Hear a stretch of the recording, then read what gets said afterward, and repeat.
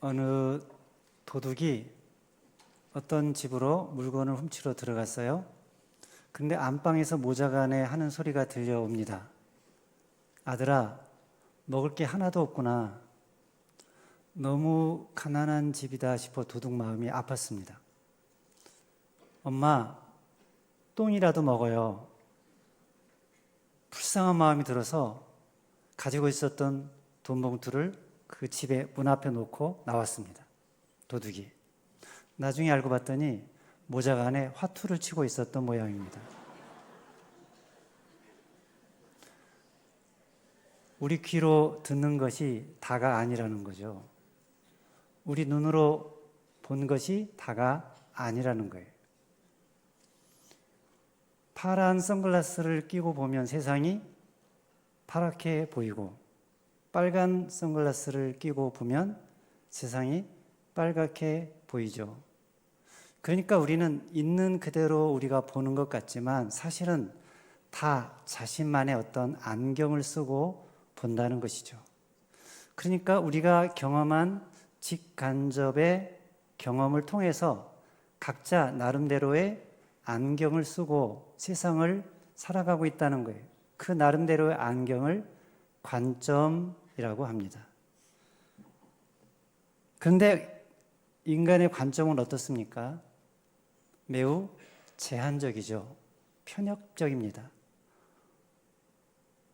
제가 본 것만 보고 아는 것만 보고 또 보고 싶은 것만 보기 때문이죠. 또 어떤 경우는 보고 싶어도 보지 못하는 것도 있어요.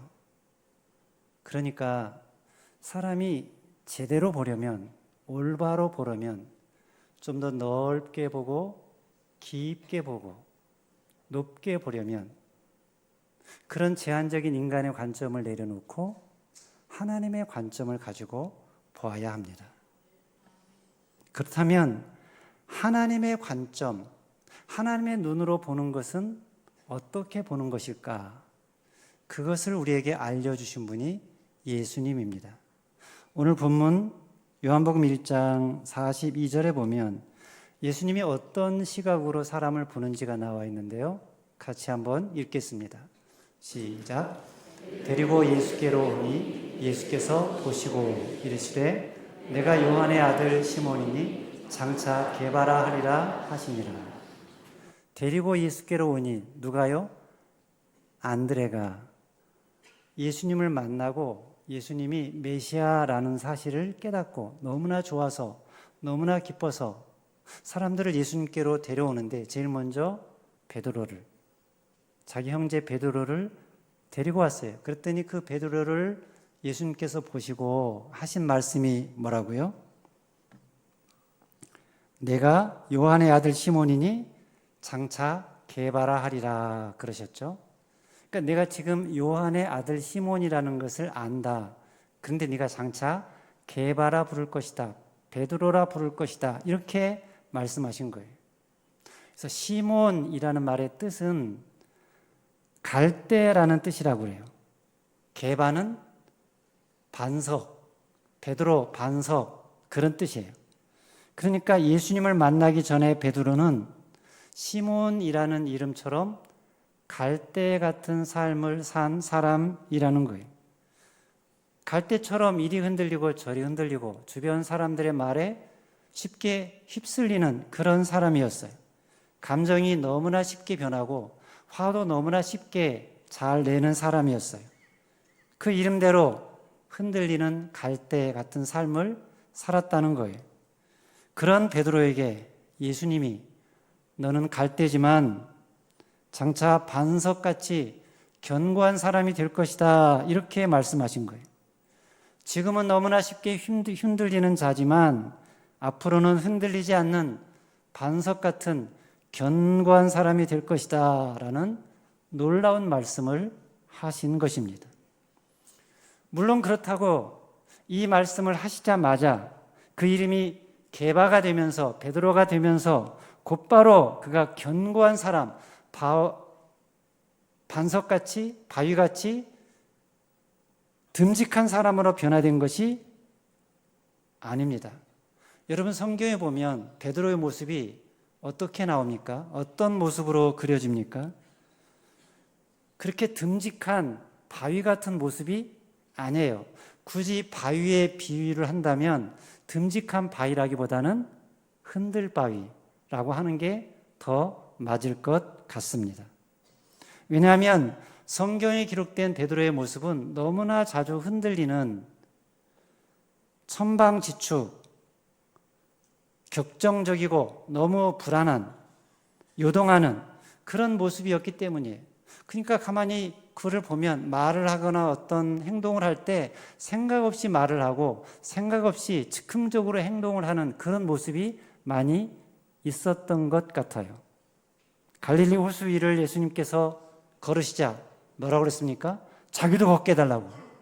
그래서 무리를 일순간 걸었어요. 그러다가 파도를 보니까 물에 빠졌죠. 그래서 어떻게 합니까?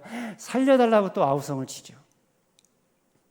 또 주는 그리스도시요 살아계신 하나님의 아들입니다 라는 멋진 신하고 고백을 한 후에 예수님이 장차 순환을 당하고 십자가에 죽을 것을 말씀하시자 뭐라고 합니까? 절대로 안 됩니다 하고 만류를 하죠. 변화산에서 예수님이 영광스럽게 변화되었을 때는 자기가 무슨 말을 하는지도 모르고 자기가 초막을 3개를 짓겠다. 예수님을 위해서, 모세를 위해서, 엘리야를 위해서 거기서 함께 살자. 그렇게 제안을 하죠. 최후 만창석상에서는 예수님이 제자들의 발을 씻겠다고 하시니까 베드로가 뭐라고 그러니까 절대로 안 됩니다. 내 발만은 씻을 수가 없습니다. 그런데 예수님이 씻는 이유를 설명하니까 또 어떻게 합니까? 다 씻어주십시오. 발만 아니라 온몸을 다 씻어주십시오. 그렇게 말을 하죠. 군사들이 예수님을 잡으려고 왔을 때 예수님의 만류에도 불구하고 제사장의 종의 귀를 칼로 잘라버렸죠. 예수님이 겟세마네 동산에서 시험에 들지 않게 깨어 기도하라고 말씀을 하셨을 때는 자고 있었어요. 예수님이 붙잡혀서 재판받을 때는 3번이나 예수님을 모른다고 부인을 했죠. 그러니까 베드로는 진중해야 할 때는 떠벌리고 깨어 있어야 할 때는 잠을 자고 잠잠해야 할 때는 행동이 앞서는 그런 사람이었다는 거예요. 신약 성경에 기록된 제자들의 실수 가운데 대부분의 실수가 베드로의 실수였다고 할 정도로 베드로는 실수와 잘못이 많은 사람이었어요. 그런데 예수님은 그것을 다 아시면서도 그런 자를 보시고 처음 보시고 너는 베드로라 게바라 반석이라 라고 부르신 거예요. 여기서 시몬을 보시고 할 때 이 보시고라는 말은 헬라어로 엠블레포라고 하는데요. 뭐뭐 안에 블레포 보다 그런 말이에요. 그러니까 안을 보시는 그 속을 보시는 겉이 아니라 속 깊은 것을 보고 외면이 아니라 내면을 보시고 그 내면에서 일하시는 하나님의 역사를 바라본다는 의미입니다. 그래서 현재가 아니라 미래의 잠재력을 보고 가능성을 보고 그 사람을 통해서 하나님이 어떻게 일하실까를 본다는 거예요. 그렇게 보니까 시몬에게서 흔들리는 갈대 같은 시몬의 모습에서 반석같이 견고한 모습이 보인 거예요. 그래서 너는 장차 게바라 베드로라 이렇게 말씀하신 거예요. 놀라운 것은 베드로가 예수님을 모른다고 3번이나 부인할 때도 바로 이 눈으로 베드로를 바라보셨다는 것입니다. 누가복음 22장 61절을 같이 읽겠습니다. 시작. 주께서 돌이켜 베드로를 보시니 베드로가 주의 말씀 곧 오늘 닭 울기 전에 내가 3번 나를 부인하리라 하심이 생각나서.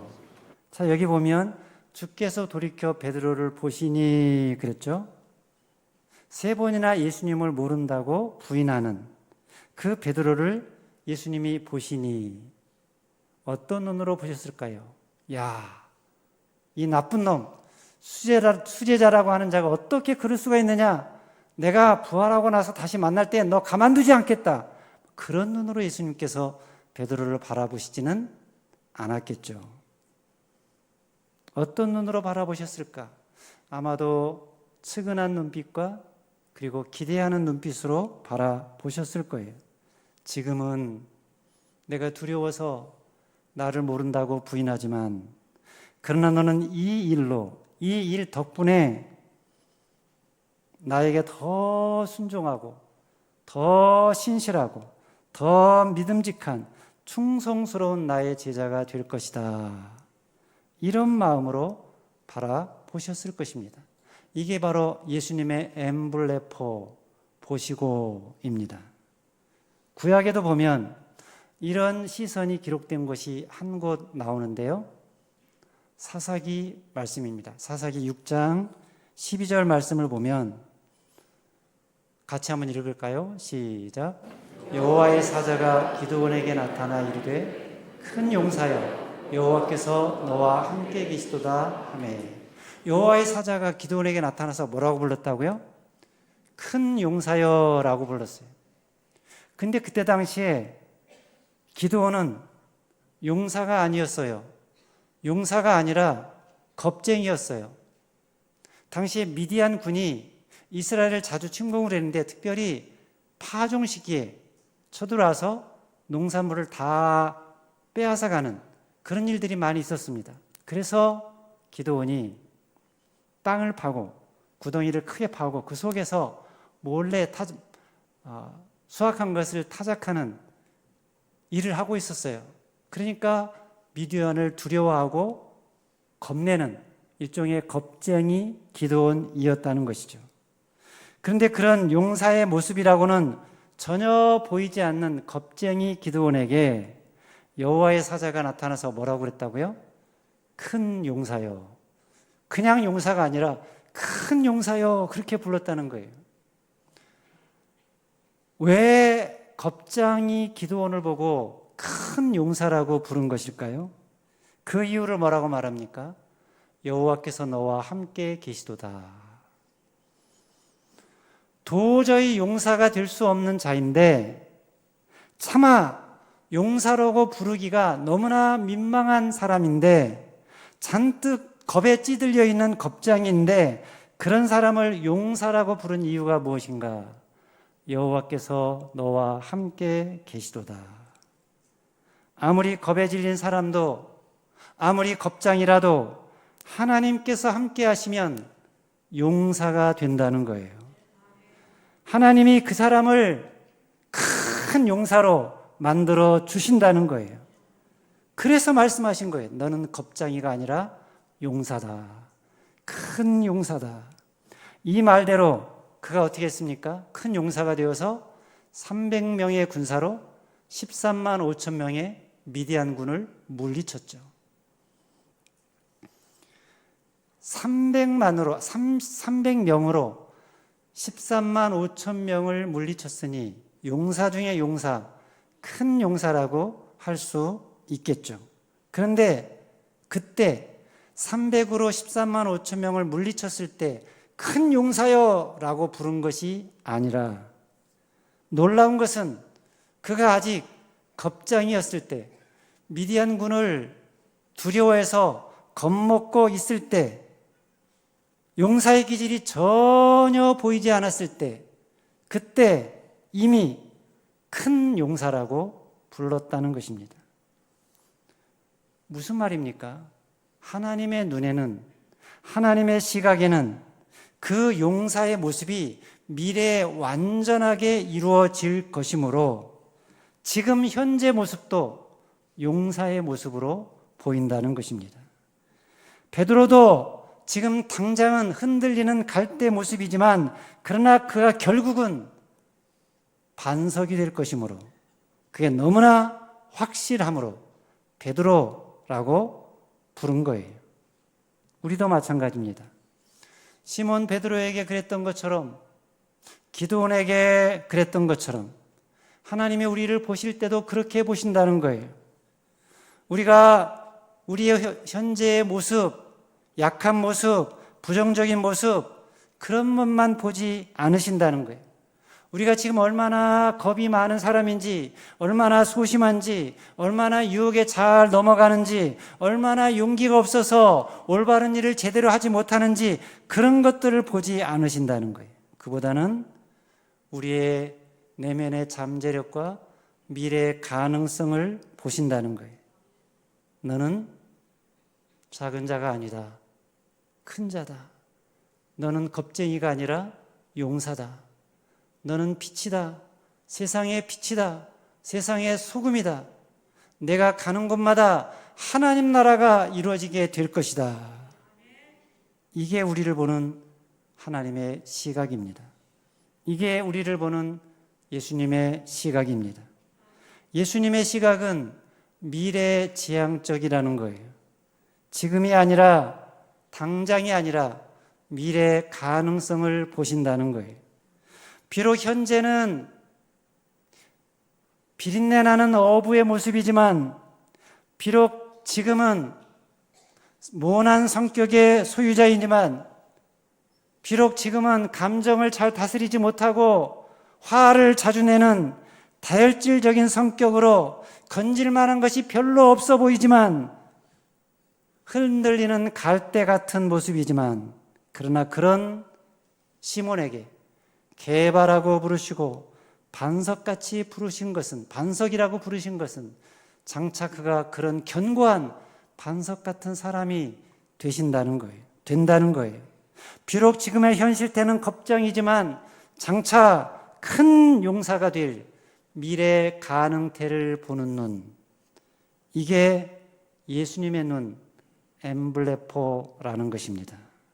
예수님의 눈은, 하나님의 눈은, 하나님의 평가는 사람들의 평가와 다르다는 거예요.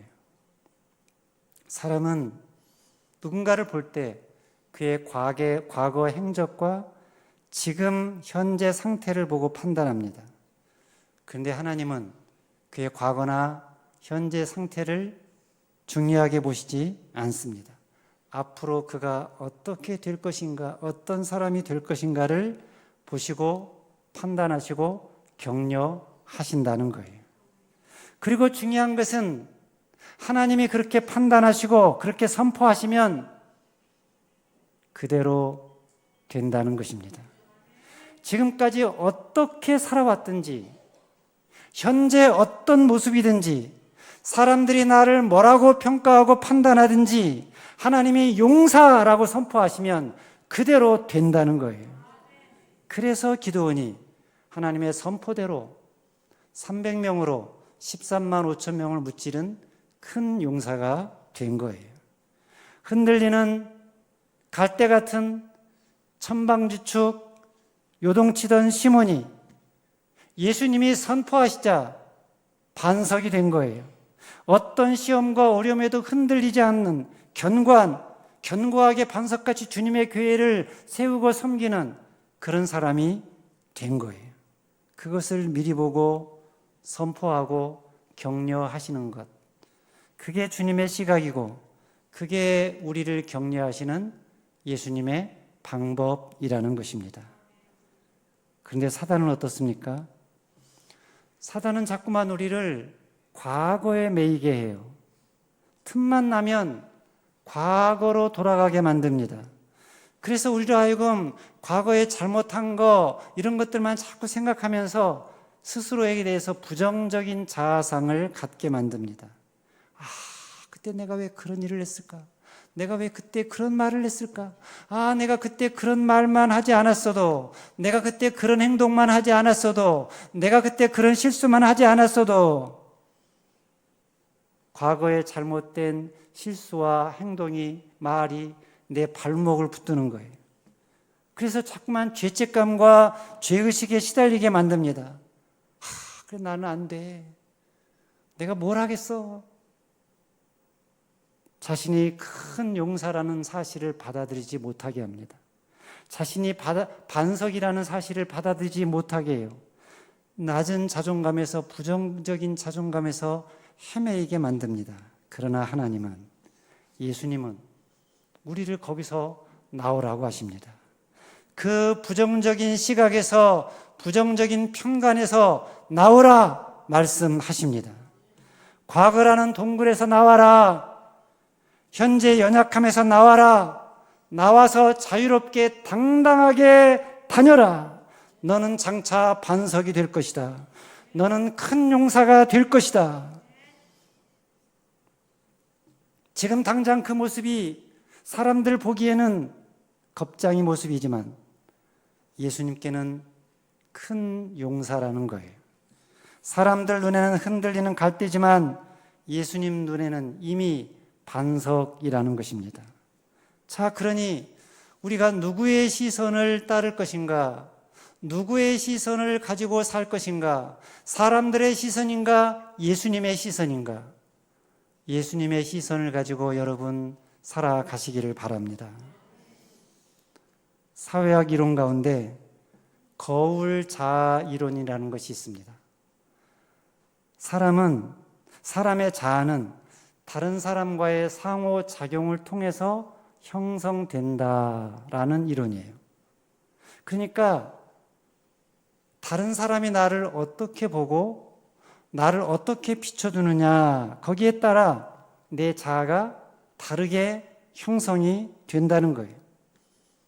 얼굴이 예쁜 사람, 자기가 예쁜지 처음에는 잘 몰라요. 근데 사람들이 너 참 예쁘다, 예쁘다, 예쁘다는 말을 자꾸만 하니까 자기가 예쁘다는 것을 알게 되고, 예쁘다는 말을 반복해서 자꾸만 듣다 보면 거기에 맞게 행동을 하게 된다는 거예요. 학교에서 선생님이 야, 너 참 잘한다, 훌륭하다, 우수하다 그렇게 말을 하면, 칭찬을 들으면 자기가 우수하다고 생각을 하고 그 말을 선생님 칭찬대로 우수한 학생처럼 행동을 하고, 그리고 실제로 우수한 사람이 된다고 합니다. 자기 자신을 믿어주고 존중하는 사람으로 인해서 긍정적인 자아상이 형성이 되어서 그렇게 될 것이라고 확신을 하면서 스스로 자아를 그렇게 만들어 간다는 거예요. 그리고 자기를 그렇게 믿어주고 존중해주는 사람이 자기가 중요하게 생각하는 사람일수록 그 영향력은 훨씬 더 커진다고 합니다. 우리 삶에 영향을 주는 중요한 사람, 그 중요한 사람을 사회학에서 뭐라고 하냐면 significant other, 의미 있는 중요한 타자라고 부릅니다. 중요한 타자.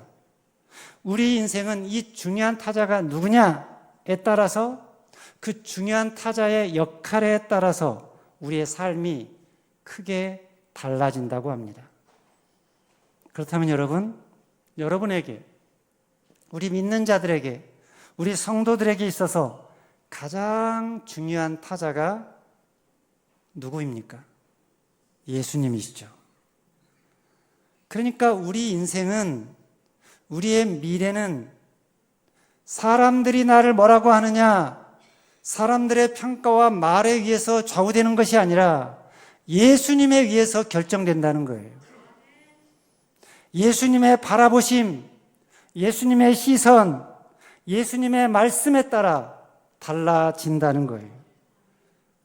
우리가 예수님을 내 인생의 가장 중요한 타자로 모시고 예수님이 바라보신 거기에 나의 초점을 두고 그분의 말씀을 따라 살아가면 우리의 과거가 어떠했든지, 지금 우리의 현실이 어떠하든지 우리의 과거에나 지금 현재의 나에서 벗어나서 예수님이 말씀하신 변화된 나로, 놀라운 나로 새롭게 살아간다는 것입니다.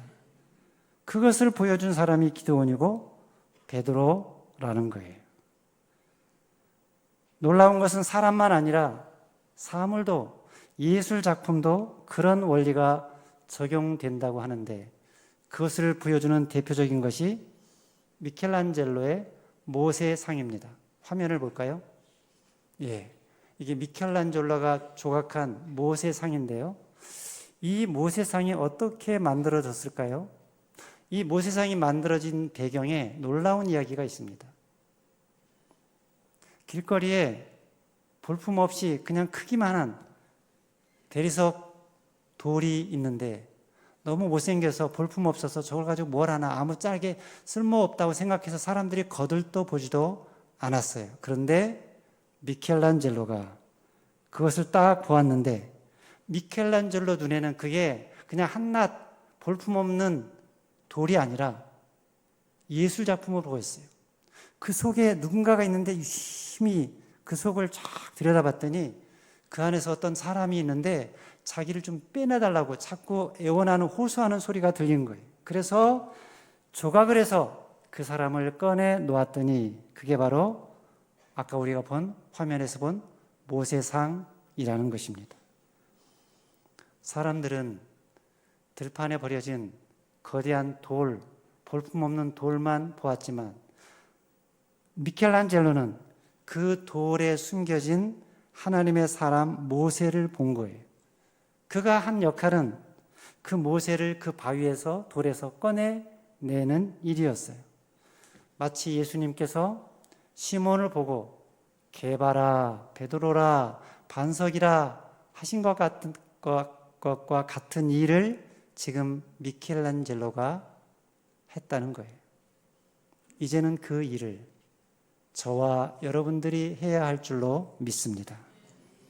예수님처럼 겉사람 시몬 안에 있는 속사람 게바를 보셨듯이 시몬을 보실 때 거칠고 쓸모없는 큰 돌이 아니라 견고한 반석 같은 사람 베드로를 예수님이 보셨듯이 이제 우리가 이 예수님의 눈으로 세상을 보고 사람들을 바라보자는 거예요. 그동안 우리는 세상을 볼 때, 사람을 볼 때 인간적인 관점으로, 세상의 관점으로 바라보았습니다. 미래를 보지 않고 현재만 보았어요. 미래의 가능태를 보지 않고 현실태만 보았습니다. 겉만 보고 속을 보지 않았어요. 외면만 보고 내면을 보지 않았습니다. 중심을 보지 않고 근본을 보지 않고 본질을 보지 않았어요. 그래서 그 결과 조그만 일에도 낙심하고 좌절하고 절망하면서 살았죠. 조그만 잘못과 실수에도 자신을 용납하지 못하고 사람들이 한 사소한 말이나 행동에 집착을 하고 현재에 나타난 드러난 모습만으로 자신을 평가하며 좌절했습니다. 남도 그렇게 보고 겉만 보고 현재의 모습만 보고 쉽게 판단하며 살았습니다. 그가 지금 얼마나 많이 가졌냐, 얼마나 많이 이뤘느냐, 그의 부와 지위와 학벌과 스펙을 보면서 열등과 우월 사이를 널뛰게 했어요. 그게 다가 아닌데 진짜 중요한 것은 속에 있는데 현상보다 본질이 중요한데 사람의 근본은 영인데 영적인 존재인데 그런데 그 영적인 존재됨을 보지 않고 겉의 모습, 육체의 모습만 바라보니 영과 영이 만남에서 오는 기쁨, 근본과 근본의 만남에서 오는 환희를 맛보지 못하고 누리지 못하고 살아온 것이죠. 우리가 그동안 그렇게 살아왔다는 거예요. 그러나 이제는 그렇게 살지 말자는 거예요. 왜냐? 우리 믿는 자들은, 성도는 예수님을 믿고 예수님을 영접한 사람들이기 때문입니다. 여러분, 우리가 예수님을 믿었다는 것이 어떤 의미입니까? 예수님이 내 안에 들어와서 예수님의 마음이 내 마음이 되고 예수님의 눈이 내 눈이 되었다는 것이죠. 그야말로 우리는 예수님의 눈을, 예수님의 시선을 이식받은 사람들이라고 할 수 있다는 거예요. 그러니 이제는 우리도 예수님의 눈으로, 예수님의 시선으로 세상을 보고 사람들을 보자는 거예요. 겉만 아니라 속을 보고, 현재만 아니라 미래를 보고, 순간 찰나가 아니라 근원과 근본을 보면서 살아가자는 거예요. 제일 먼저 누구를 그렇게 볼까? 나 자신입니다. 겉으로만 보면 내 모습이 너무나 볼품없고 너무 연약하고 가치 없어 보이고 쓸모없게 보이고, 내가 나를 보면 여전히 어둠이 있고 욕망이 있고 상처가 있고 죄된 모습이 있지만, 그러나 예수님의 눈으로 바라보면 우리의 근본이 무엇입니까? 하나님의 형상이요, 하나님의 영광이요, 하나님의 신성이 깃든, 하나님의 신성이 충만한 그런 존재라는 거예요.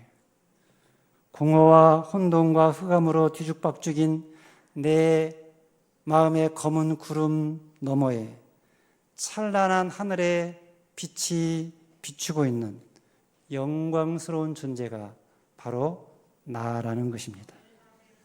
나만 아니라 다른 사람도 마찬가지죠.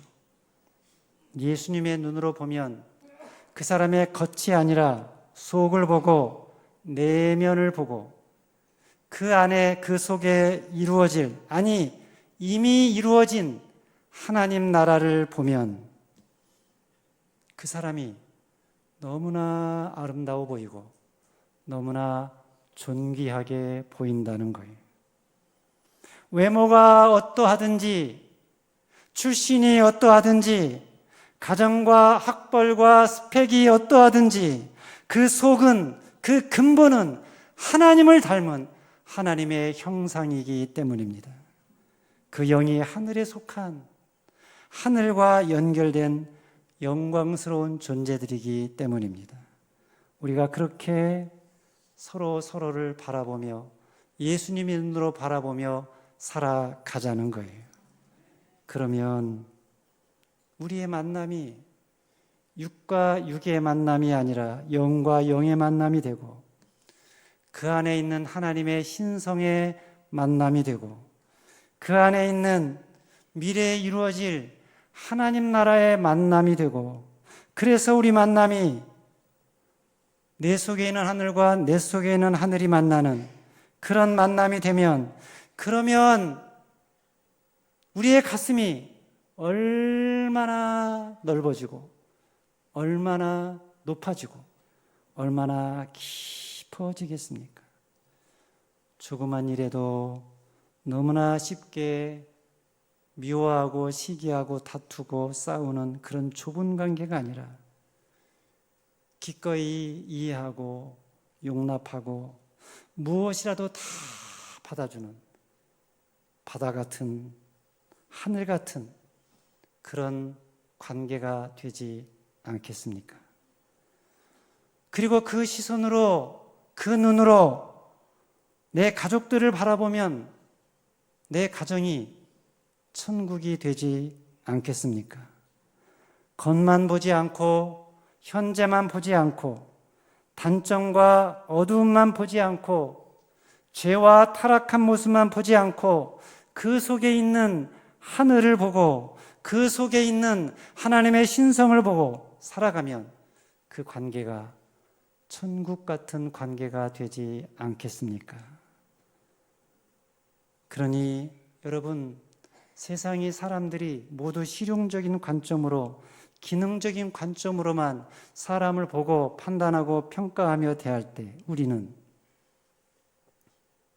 존재의 관점으로, 하늘의 관점으로, 능히 변하게 될 기대를 가지고 바라봄으로 어떤 모습이라도, 어떤 진흙탕 속에서 뒹굴고 오더라도 기꺼이 다 받아주고 품어주고 안아주는 그런 사람이 되자는 거예요.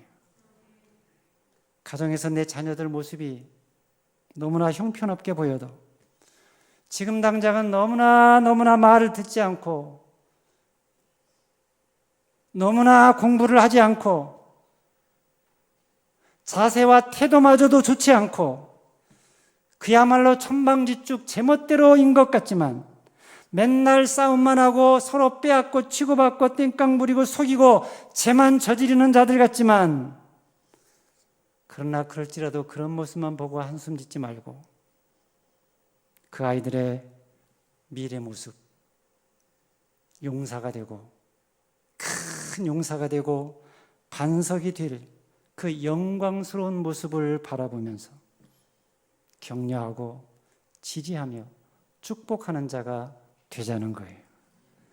그렇게 예수님의 시선으로, 예수님의 엠블레퍼의 눈빛으로 나를 보고, 내 배우자를 보고, 내 자녀들을 보고, 내 부모를 보고, 형제를 보고, 이웃을 바라보며 살아가자는 거예요.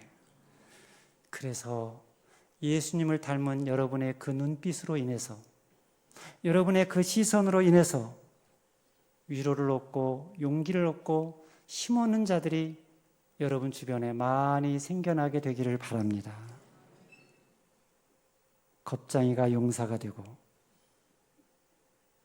갈대가 반석이 되는 자들이, 그런 베드로 같고 기도원 같은 사람들이 여러분들로 인해서 여러분 가정에서, 교회에서, 이 땅에서 많이 나오게 되기를 주님의 이름으로 축원합니다. 기도하겠습니다.